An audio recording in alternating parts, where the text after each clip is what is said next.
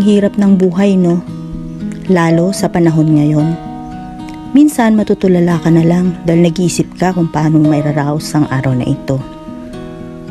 Dahil nasa pagkakataon ka, ngayon na walang-wala ka. Susubukan mong lapitan kung sino sa tingin mo ang maaaring tumulong sa iyo.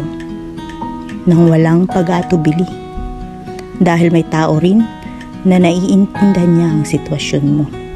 Sana meron, pero alam mo, bilang isang tao, kailangan mo rin gumawa ng paraan upang makasurvive sa araw na ito.